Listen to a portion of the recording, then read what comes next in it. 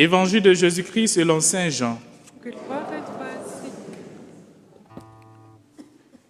Au commencement était le Verbe, et le Verbe était auprès de Dieu, et le Verbe était Dieu.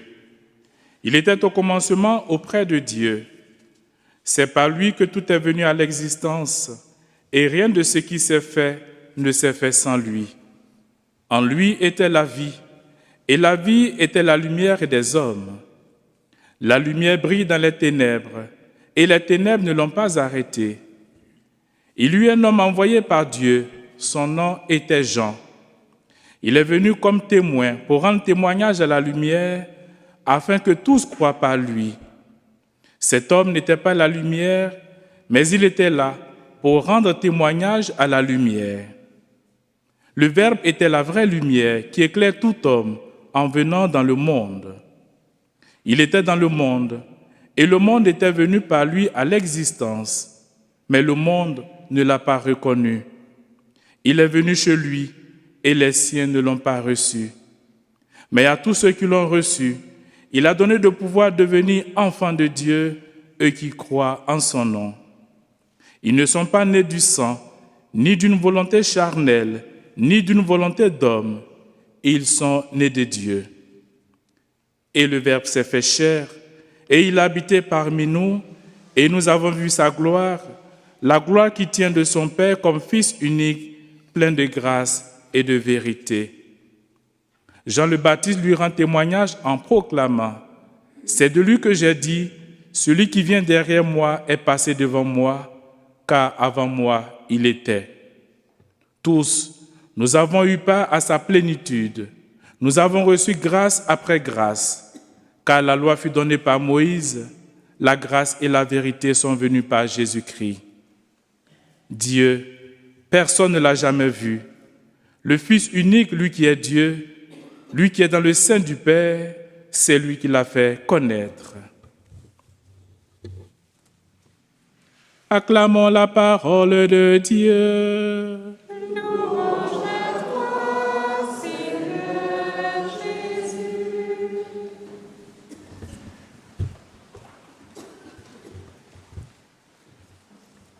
Chers frères et sœurs, comme vous le savez, et certainement comme vous le faites, chaque fin d'année, il y a ce qu'on appelle le bilan.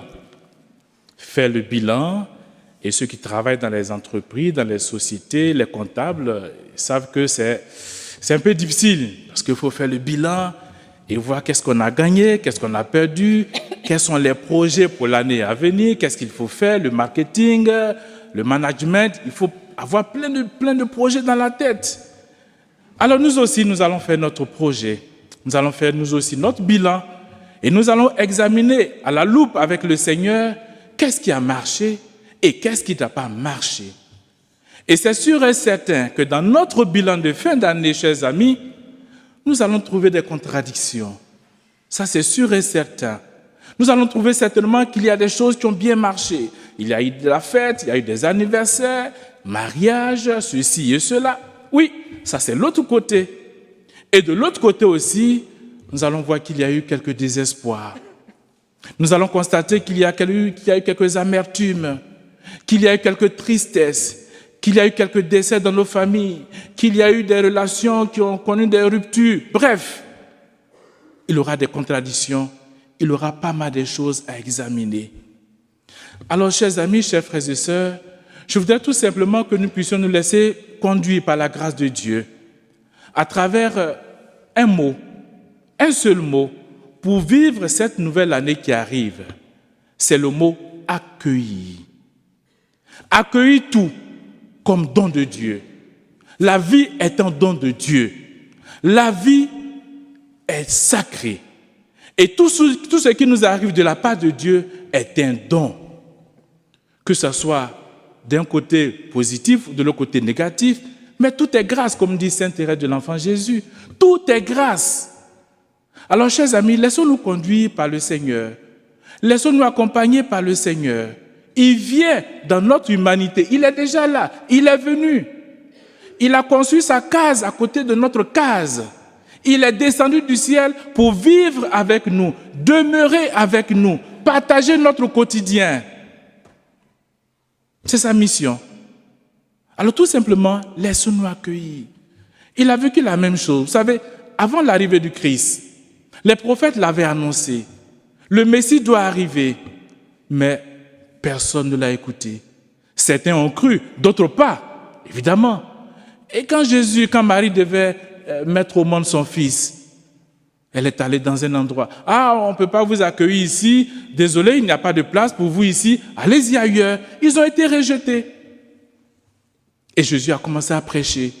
Et certains ont reconnu en lui le Fils de Dieu, d'autres pas. Et aujourd'hui, il en est la même chose pour chacun d'entre nous, pour tout le monde. Il y a certains qui ont accueilli Dieu, qui ont accueilli Jésus, et d'autres ne l'ont pas accueilli. Mais pour nous qui avons accueilli le Fils de Dieu, chers amis, c'est une très bonne nouvelle aujourd'hui. Nous avons accueilli Jésus. Et Saint Jean l'a rappelé tout à l'heure dans cette part d'évangile que nous venons d'écouter. Ceux qui l'ont accueilli, ceux qui l'ont reconnu, il leur a donné le pouvoir de devenir.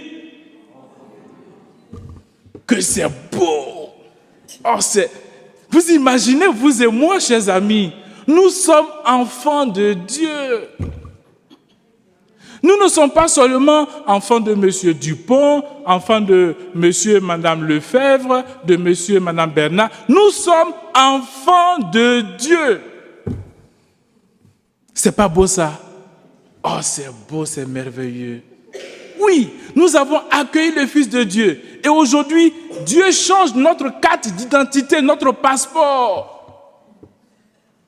Il met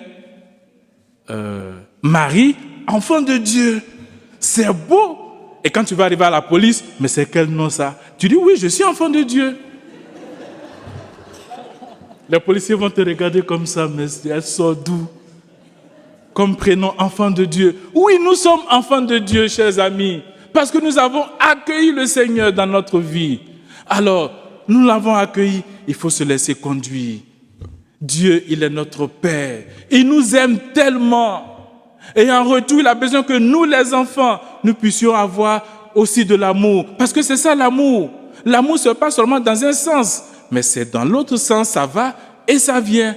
On se laisse aimer et en retour, nous aimons. Et c'est ça l'amour.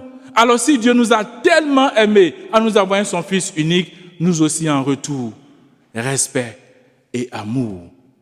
Alors, chers amis, depuis quelques jours, nous avons commencé avec l'année de l'espérance.